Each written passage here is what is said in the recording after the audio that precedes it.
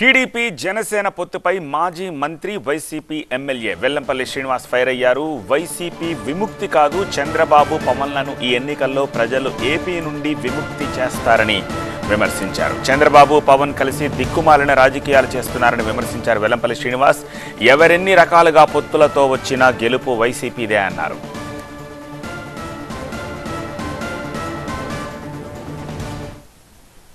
చంద్రబాబు కానీ పవన్ కళ్యాణ్ కానీ ఆంధ్రప్రదేశ్ వాసులు కారు, వాళ్ళు తెలంగాణ వాసులు. అందుకని వాళ్ళ రాజకీయాలన్నీ కూడా, వాళ్ళ రహస్య భేటీలన్నీ కూడా, దిక్కుమాలిన నీచ రాజకీయాలు కూడా అన్నీ హైదరాబాద్లో కూర్చొని చేస్తారు. ఎందుకంటే నిన్నగాక మనం చూసాం, అచ్చెన్నాయుడు ఇలా లోకేష్ పాదయాత్ర రమ్మంటే నేను రాను అని చెప్పని పవన్ కళ్యాణ్ చెప్పడం మనం అంతా కూడా చేయడం జరిగింది. ఎందుకంటే వీళ్ళకి సరైన సఖ్యత కాదు ఇదేమీ అతుకుల బొంత.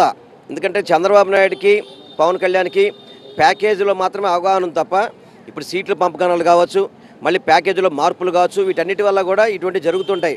మొన్న పవన్ కళ్యాణ్ ఎందుకు వెళ్ళనన్నాడు, దానికి వెళ్ళి చంద్రబాబు నాయుడు వెళ్ళి ఈరోజు పవన్ కళ్యాణ్ ఇంటికి వెళ్ళి కాళ్ళు పట్టుకొని నువ్వు రావాలని చెప్పని బతిమాలకి, ఇంత వయసులో నువ్వు దాదాపు 40 ఏళ్ళ ఇండస్ట్రీ అని చెప్తావు, 14 ఏళ్ళు ముఖ్యమంత్రిగా చేశావు, ప్రతిపక్ష నాయకుడు అని చెప్తావు, ఇన్ని ఉన్న వ్యక్తివి పవన్ కళ్యాణ్ కాళ్ళు పట్టుకొని సిగ్గులేదు చంద్రబాబు నాయుడికి?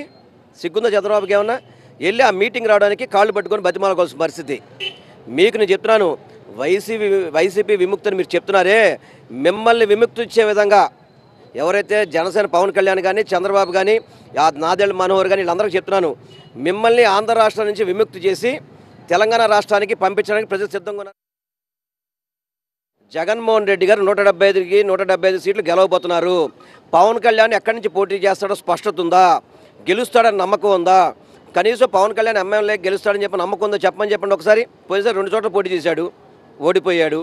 ఇప్పుడు మళ్ళీ కూడా చంద్రబాబుతో నేను అసెంబ్లీలోకి అడుగు పెడతారట. ఎవరైనా రాజకీయ పార్టీ పెట్టినప్పుడు నేను ముఖ్యమంత్రి అవ్వాలా, నా కేడర్ అంతా కూడా ఎమ్మెల్యేస్ అవ్వాలా, నేను మంత్రి పదవులు ఇవ్వాలని చెప్పి అనుకోవాలి తప్ప, ఎమ్మెల్యే కావడం కోసం అని చెప్పని చంద్రబాబుతో పొత్తు, అదేవిధంగా బీఎస్పీతో పొత్తు, కమ్యూనిస్ట్ పార్టీతో పొత్తు, భారతీయ జనతా పార్టీతో పొత్తు, ఇన్ని పొత్తులు పెట్టుకుంటే కానీ ఎమ్మెల్యే గెలవలేని నువ్వు ఈ రాష్ట్రానికి అవసరమా అని చెప్పి రాష్ట్ర ప్రజలు అనుకుంటారు.